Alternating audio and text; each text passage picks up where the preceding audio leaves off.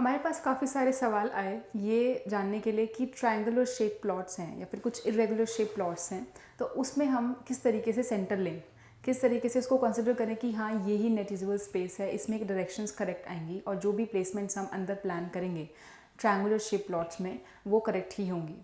तो इसमें हम इस क्वेश्चन को डील करने के लिए हम इस शेप की बात करते हैं। अगर हमारा प्लॉट इस शेप में है, लाइक इस triangular shape, almost triangular shape, या फिर हम ये कह सकते हैं ट्रायंगुलर सिर्फ समझ में नहीं आता तो आगे से स्पेस कम है और पीछे से स्पेस ज़्यादा है, अगर इस तरीके की शेप प्लॉट्स हैं तो उसमें हम सेंटर को किस तरीके से प्लान करें कि हम अपना ज़्यादा हिस्सा एक्सटेंड ना करें और ज़्यादा हिस्सा को कट ना क्रिएट करें।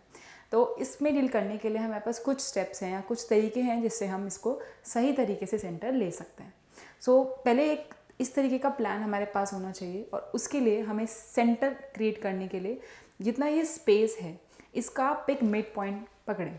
इसका मिड पॉइंट अगर इस लाइन को हम समझते हैं, इस जो दीवार है रहेगी इसकी लाइन को अगर हम समझते हैं तो इसका सेंटर हम ऑलमोस्ट ये ले लेते हैं, इस पूरी दीवार का, इस पूरी लाइन का सेंटर मिड पॉइंट पकड़ते हैं।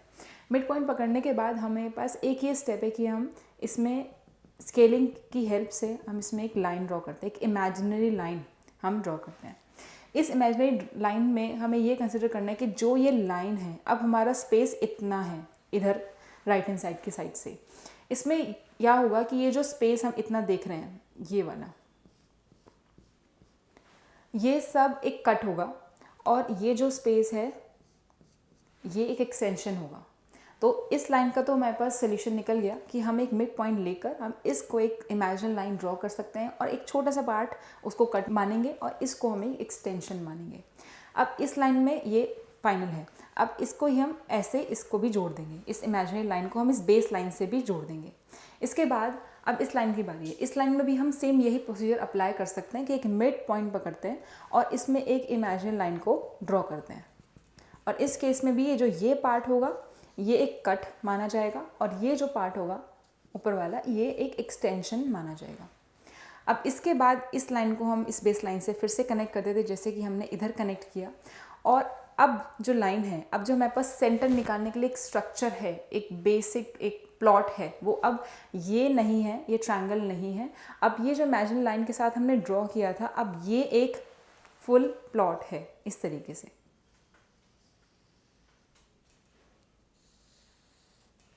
अब हम जो सेंटर लेंगे वो हम इस पॉइंट से नहीं लेंगे या फिर इस पॉइंट से नहीं लेंगे। अब हम सेंटर लेंगे जो हमने इमेजिनरी लाइन को ड्रॉ किया था उससे हम दोनों साइड का सेंटर लेंगे। तो इसमें सेंटर लेंगे हम इस पॉइंट को पकड़ेंगे और यहाँ तक, और फिर एक सेंटर ले लेंगे। और यहाँ के लिए सेंटर लेने के लिए हमें इस पॉइंट को पकड़ना है और फिर यहाँ तक, यहाँ पे स्केलिंग रख के हम इसका सेंटर ले लेंगे। तो ये एक करेक्ट प्रोसीजर है अगर हम ट्रायंगुलर शेप प्लॉट्स में डील कर रहे हैं या फिर उन प्लॉट्स में डील कर रहे हैं जिनका फ्रंट पार्ट कम है और पीछे का जो बैक पार्ट है वो बहुत ज़्यादा एक्सटेंडेड है। तो इस केसेस में हमें ना तो हमने ज़्यादा चीज़ें कट मानी है और ना ही एक छोटे से पार्ट को हमें बहुत ज़्यादा एक्सटेंशन माना है। तो इससे हमारे दोनों ही चीज़ें, दोनों ही एरियाज़ बैलेंस रहेंगे, कट पोर्शंस भी और एक्सटेंडेड पोर्शंस भी। और हम ज़्यादा एरिया को ना ही अपने अंडर कंसिडर करेंगे और ना ही हम उसे ड्रॉप कर देंगे। तो ये एक करेक्ट प्रोसीजर है ट्रायंगुलर शेप प्लॉट्स में डील करने का। इसके अलावा अगर हम इसका ऑल्टरनेट देखते हैं कि अगर हम इस प्रोसीजर को फॉलो नहीं करते, इसके अदर ऑप्शंस क्या हो सकते हैं, तो उसके अदर ऑप्शंस ये हो सकते हैं कि अगर हम लाइन में यहाँ ड्रॉ करते हैं तो क्या ये ओके रहेगा। अगर मीन्स कि ये इमेजिनरी लाइन को ये ना ड्रॉ करके अगर हम अलग तरीके से करने की कोशिश करते हैं, तो अगर एक इमेजिनरी लाइन को इस तरीके से ड्रॉ करते हैं कि ये हिस्सा हम मान रहे हैं हमारा ही है, ऑल्दो हमारा है नहीं, पर सेंटर लेने के लिए हमें इसको एक स्ट्रेट किया है, तो क्या ये प्रोसीजर ठीक रहेगा? नहीं। इतने इस एरिया के लिए हमें इतना सारा एरिया अपना नहीं मान सकते कि ये सारा ही हमारा है, तो ये एक प्रोसीजर गलत है। तो इसमें हम इस प्रोसीजर को बिल्कुल भी अप्लाई नहीं करेंगे। इसके अलावा एक ऑप्शन हमारे पास ये हो सकता है कि हम यहाँ से एक पॉइंट पकड़ें और एक इमेजिनरी लाइन को सीधे ड्रॉ करें। तो इस केस में हम क्या करेंगे कि ये सारा एरिया हम मान लेंगे कि हमारा नहीं है। ये तरीका आपके हिसाब से क्या ठीक रहेगा? नहीं, क्योंकि इस एरिया को अब हमने मान लिया कि ये हमारा है ही नहीं, उस एरिया में हमने माना था कि ये इतना सारा हमारा है।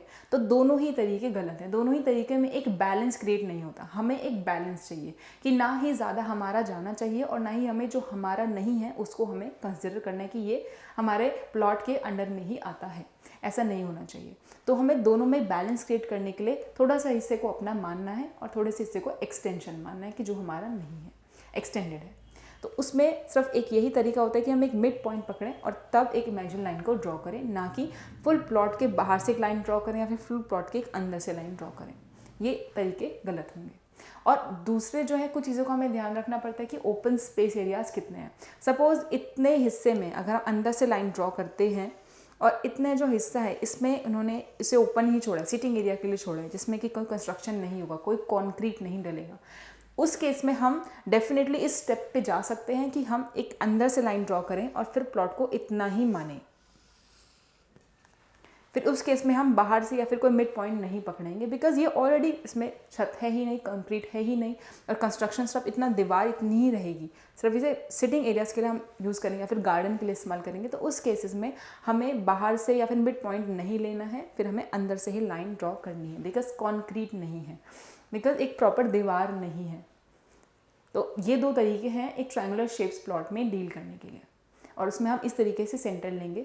सेंटर लेना एक बहुत ज़्यादा क्रूशियल पॉइंट है, एक इंपॉर्टेंट पॉइंट है, बिकॉज अगर सेंटर गलत होता है तो सारी डायरेक्शंस गलत होती हैं, और डायरेक्शंस गलत होती है फिर जो भी आप प्लेसमेंट्स अंदर देंगे वो सब गलत हो जाएगा। तो इसलिए सेंटर को आप बहुत ही ज़्यादा केयरफुली लें और उतने ही एरियाज़ कंसिडर करें जितना इसमें आपका है, ज़्यादा अपना देना नहीं हो और ज़्यादा दूसरों का लेना नहीं है, एक्सटेंशन पोर्शंस के हिसाब से या फिर कट पोर्शंस के हिसाब से।